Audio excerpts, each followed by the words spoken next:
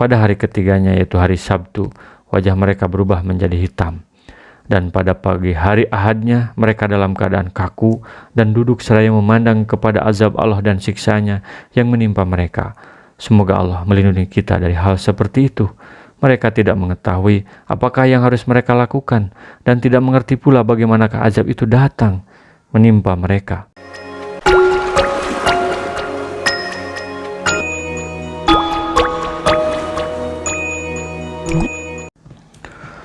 Ibnu Ishaq meriwayatkan, Samud ibnu Asir ibnu Iram ibnu Sam ibnu Nuh. Dia adalah saudara lelaki Jadis ibnu Asir. Demikian pula kabilah Tasm. Mereka semuanya adalah kabilah-kabilah dari kalangan bangsa Arabul Aribah sebelum Nabi Ibrahim alaihissalam. Kaum Samud ada sesudah kaum Ad. Tempat tinggal mereka terkenal, yaitu terletak di antara Hijaz dan negeri Sam, serta Wadi Qura dan daerah sekitarnya. Rasulullah SAW dalam perjalanannya menuju Medan Tabuk memerintahkan orang-orang beristirahat di daerah Al-Hajar, yaitu di bekas tempat tinggal kaum Samud. Kemudian orang-orang mengambil air dari sumur-sumur yang dahulu dipakai untuk minum oleh kaum Samud. Mereka membuat adonan roti dengan air sumur-sumur itu dan menempatkannya di panci-panci besar. Tetapi Nabi memerintahkan kepada mereka agar menumpahkan air yang ada di panci itu dan memberikan adonan mereka kepada unta-unta mereka sebagai makanannya.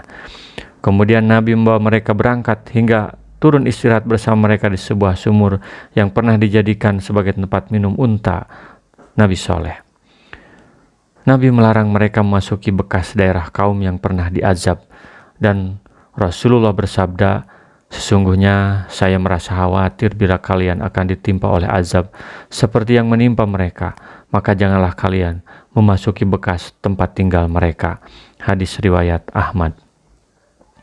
Setelah Nabi Hud tiada, umat Islam kemudian kehilangan jejak petunjuk, sehingga kaum Samud yang menjadi khalifah setelah Nabi Hud mengalami berbagai penyimpangan akidah. Kaum Nabi Soleh ini mengalami kemajuan pembangunan luar biasa, namun ternyata kemajuan membuat mereka lupa diri, lupa kepada azab yang pernah menimpa pendahulu mereka, yaitu kaum Ad. Wa ila Samud akhahum Shaliha qala ya qaumi ibudullaha ma lakum min ilahin ghairuh qad ja'atkum bainatum min rabbikum hadihi naqatullahi lakum ayah fadaruha ta'kul fi ardillahi wa la tamassuha bisu'in fa yahudakum adabun alim. Dan kepada kaum Samud kami utus saudara mereka Nabi Saleh. Dia berkata, "Wahai kaumku, sembahlah Allah. Tidak ada Tuhan, tidak ada sembahan bagimu selain Dia. Sesungguhnya telah datang kepadamu bukti yang nyata dari Tuhanmu. Ini seekor unta betina dari Allah sebagai tanda untukmu. Biarkanlah ia makan di bumi Allah. Janganlah disakiti. Nanti akibatnya kamu akan mendapatkan siksaan yang pedih." Telah datang hujah Allah kepada kalian yang membenarkan apa yang aku sampaikan kepada kalian. Sebelum itu mereka selalu meminta suatu tanda dari Allah kepada Nabi Soleh. Mereka meminta agar Nabi Soleh mengeluarkan dari sebuah batu besar seekor unta untuk mereka, yang hal itu disaksikan oleh mata kepala mereka sendiri. Batu besar itu memang lain dari yang lain. Terdapat di suatu bagian di daerah Al-Hajar. Batu itu dinamakan Al-Katibah. Mereka meminta kepada Nabi Soleh untuk mengeluarkan seekor unta betina yang unggul dari batu besar itu buat mereka. Maka Nabi Saleh membuat perjanjian dan ikrar terhadap mereka. Jika Allah mengabulkan permintaan mereka, maka mereka mau beriman kepada Nabi Soleh dan benar-benar akan mengikutinya. Setelah mereka bersedia dan memberikan janji dan ikrar mereka kepadanya, maka Nabi Soleh bangkit menuju ke tempat salatnya dan berdoa memohon kepada Allah. Maka batu besar itu mendadak bergerak dan terbelah. Kemudian keluarlah darinya seekor unta betina yang janinnya bergerak pada kedua sisi lambungnya, yakni sedang mengandung kembar, persis seperti apa yang mereka minta. Pada saat itu juga berimanlah kepada Nabi Soleh pemimpin mereka yaitu Junda ibnu Amr bersama para pengikutnya yang taat kepada perintahnya. Ketika orang-orang terhormat lainnya dari kalangan kabilah Samud hendak beriman, mereka dihalang-halangi oleh Zu'ab ibnu Amr ibnu Labid dan Al-Hubab, pengurus berhala mereka. Juga dihalang-halangi oleh Rabab ibnu Sya'ar ibnu Jahlas. Junda ibnu Amir mempunyai saudara sepupu yang dikenal dengan nama Sihab ibnu Halifah ibnu Mihlah ibnu Labid ibnu Hiras. Dia adalah orang yang terhormat dan terkemuka di kalangan kabilah Samud. Ketika dia mau masuk Islam, ia dihalang-halangi oleh orang-orang tadi. Akhirnya dia menuruti kemauan mereka. Wadukuru idz ja'alakum khulafa'a min ba'di 'adin wa bawwa'akum fil ardi tattahiduna min suhuliha kusura wa tanhitunal jibala buyuta Fadukuru ala Allahi wa la ta'saw fil ardi mufsidin. Dan ingatlah ketika dia menjadikan kamu khalifah-khalifah, pengganti-pengganti setelah kaum Ad, dan menempatkan kamu di bumi. Di tempat yang datar kamu dirikan istana-istana, dan di bukit-bukit kamu pahat menjadi rumah-rumah. Maka ingatlah nikmat-nikmat Allah, dan janganlah kamu membuat kerusakan di bumi. Unta betina itu beserta anaknya sudah ia melahirkannya, tinggal bersama mereka dalam suatu masa. Unta itu minum dari air sumur mereka sehari, dan hari yang lainnya air sumur itu merupakan bagian untuk minum mereka. Pada hari minum unta itu mereka dapat minum dari air susu unta itu yang mereka perah. Air susunya dapat memenuhi semua wadah dan panci besar mereka menurut sekehendak mereka. Tersebutlah bahwa unta betina itu hendak hidup bebas di lembah-lembah tempat mereka tinggal. Datang dari suatu lembah dan keluar menuju lembah yang lain mencari kebebasan. Unta tersebut konon hidup dari air. Dan menurut kisahnya, unta betina itu sangat besar tubuhnya dan mempunyai penampilan yang sangat cantik.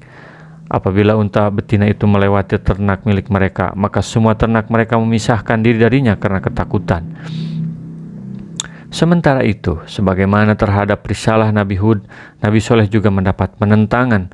Karena kesombongan mereka, para tokoh mereka itu mencoba mempengaruhi, mengancam, dan mengejek pengikut Nabi Soleh yang dianggap lemah. Qalal mala'ul ladina astakbaru min qaumihi lilladina stud'ifu liman amana minhum ata'lamuna anna saliham mursalum min rabbih qalu inna bima ursila bihi mu'minun. Pemuka-pemuka yang menyombongkan diri berkata kepada orang-orang yang dianggap lemah, yaitu orang-orang yang telah beriman di antara kaumnya, tahukah kamu bahwa Saleh adalah seorang rasul dari Tuhannya? Mereka menjawab, sesungguhnya kami percaya kepada apa yang disampaikannya. Namun ternyata karena keimanan yang dimiliki oleh orang-orang yang dianggap lemah itu, kini mereka tidak takut lagi. Mereka berani berdebat dan membantah tuduhan dan ancaman tokoh-tokoh mereka yang sombong itu. Setelah hal tersebut berlangsung cukup lama di kalangan mereka, dan mereka makin gencar dalam mendustakan Nabi Soleh, maka mereka bertekad untuk membunuh unta betina itu dengan tujuan agar bagian airnya dapat mereka peroleh setiap harinya. Menurut suatu pendapat, mereka semuanya sepakat untuk membunuh unta betina itu.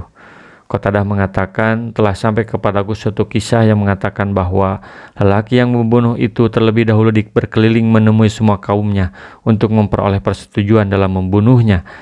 Yang diminta persetujuan termasuk kaum wanita yang berada di dalam kemah-kemah pingitannya, juga anak-anak. Para pembesar itu terus melakukan provokasi kepada para pengikut Nabi Soleh. Qala alladhina istakbaru inna billadhi amantum bihi kafirun. Orang-orang yang menyombongkan diri berkata, sesungguhnya kami mengingkari apa yang kamu percayai. Meskipun bukti sudah jelas, tetap saja mereka menolak beriman dan mengikuti ajaran Nabi Soleh. Maka pada saat itu berangkatlah Qadar ibnu Salib bersama Musyadda ibnu Muhariz, lalu mereka membujuk orang-orang yang sesat dari kalangan kaum Samud. Akhirnya mereka berdua dapat membawa 7 orang lagi untuk mengikuti mereka, sehingga mereka semuanya berjumlah 9 orang.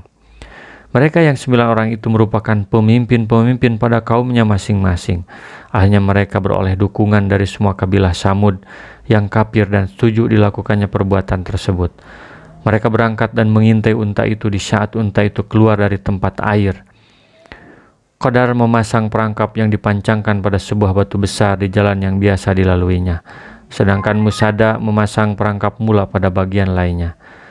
Ketika unta betina itu melewati perangkap Musadda, ia membidikan anak panahnya dan mengenai bagian betisnya. Lalu anak perempuan Ghanam yang bernama Unaizah memerintahkan kepada anak perempuannya yang memiliki paras paling cantik untuk membukakan penutup wajahnya di hadapan Qadar dan teman-temannya. Dengan serta-merta Qadar menebaskan pedangnya ke bagian belakang teracaknya, maka unta betina itu terjungkal ke tanah, mengeluarkan rintihan sekali rintih, memperingatkan kepada anaknya agar melarikan diri. Kemudian Qadar menusuk bagian tenggorokannya dan langsung menyembelihnya. فَعَقَرُوا النَّاقَةَ وَعَتَوْا عَنْ أَمْرِ رَبِّهِمْ وَقَالُوا يَا صَالِحُ ائْتِنَا بِمَا تَعِدُنَا إِن كُنتَ مِنَ الْمُرْسَلِينَ. Kemudian mereka sembelih unta betina itu dan berlaku angkuh terhadap perintah Tuhannya. Mereka berkata, "Wahai Saleh, buktikanlah ancaman kamu kepada kami, jika benar engkau salah seorang Rasul." Dengan congkaknya mereka menantang azab Allah. Tantangan ini adalah ejekan dan bukti kesombongan dan kekafiran mereka. Setelah mereka melakukan hal tersebut dan penyembelihan unta betina itu telah selesai mereka kerjakan, beritanya terdengar oleh Nabi Soleh. Maka Nabi Soleh mendatangi mereka di saat mereka sedang berkumpul. Ketika Nabi Soleh melihat bahwa unta betina itu telah disembelih, ia menangis dan berkata, "Tamatta'u fi darikum salasata ayyam." Bersukarialah kamu sekalian di rumah kalian selama 3 hari. Fahodathumu rajfatu fasbahu fi darihim jasimin. Lalu datanglah gempa menimpa mereka, dan mereka pun mati bergelimpangan di dalam reruntuhan rumah mereka. Pembunuhan unta tersebut terjadi pada hari Rabu. Pada petang harinya, ke-9 orang lelaki itu bertekad akan membunuh Nabi Soleh. Mereka mengatakan, "Jika dia benar, maka berarti kita mendahulinya mati sebelum kita mati karena azab. Jika dia dusta, maka kita timpakan kepada nasib yang sama seperti yang dialami untanya itu." Ketika mereka bertekad melaksanakan niatnya dan telah sepakat, maka mereka datang di malam hari untuk membunuh Nabi Soleh secara mengejutkan. Tetapi Allah mengirimkan batu-batuan yang membendung mereka sampai kepada Nabi Soleh. Pada pagi hari Kamis, yaitu hari pertama penangguhan tersebut, wajah mereka berubah warnanya menjadi kuning, persis seperti apa yang dijanjikan oleh Nabi Soleh kepada mereka. Selanjutnya pada hari keduanya dari hari-hari tersebut, yakni hari Jumat, wajah mereka berubah menjadi merah. Pada hari ketiganya, yaitu hari Sabtu, wajah mereka berubah menjadi hitam. Dan pada pagi hari Ahadnya, mereka dalam keadaan kaku dan duduk seraya memandang kepada azab Allah dan siksanya yang menimpa mereka. Semoga Allah melindungi kita dari hal seperti itu. Mereka tidak mengetahui apakah yang harus mereka lakukan dan tidak mengerti pula bagaimanakah azab itu datang menimpa mereka. Matahari terbit dengan cerahnya, dan datanglah kepada mereka suatu teriakan dari langit dan gempa yang dahsyat dari bagian bawah mereka. Maka semua roh mereka sekaligus tercabut dalam masa yang sama. Saat itu juga mayat mereka bergelimpangan, yang menunjukkan ketidakmampuan mereka untuk bergerak melarikan diri. Fatawalla anhum wa qala ya qaumi laqad ablagtukum risalata rabbi wa nasahtu lakum walakin la tuhibbunan nasihin. Kemudian Nabi Saleh pergi meninggalkan mereka sambil berkata, "Wahai kaumku, sungguh aku telah menyampaikan amanat Tuhanku kepadamu, dan aku telah menasihati kamu, tetapi kamu tidak menyukai orang yang memberi nasihat." Ungkapan ini merupakan kecaman dari Nabi Soleh terhadap kaumnya setelah Allah memusnahkan mereka karena menentangnya, membangkang terhadap perintah Allah, serta kabur tidak mau menerima kebenaran dan berpaling dari petunjuk menuju kepada kebutaan. Ungkapan ini mirip dengan ungkapan Nabi kepada orang-orang musyrik yang terbunuh dalam perang Badar. Kalian adalah keluarga seorang nabi yang paling buruk terhadap nabinya. Kalian telah mendustakan aku, sedangkan orang-orang lain membenarkan aku. Kalian mengusir aku, sedang orang lain memberikan perlindungan kepadaku. Kalian memerangi aku, sedangkan orang lain menolongku. Maka kalian adalah seburuk-buruk keluarga nabi terhadap nabinya. Rasulullah SAW bersabda, baligu anni walau ayatan, sampaikan dariku meskipun satu ayat. Mari kita sebarkan jalan kebahagiaan dengan like, share, dan subscribe channel ini.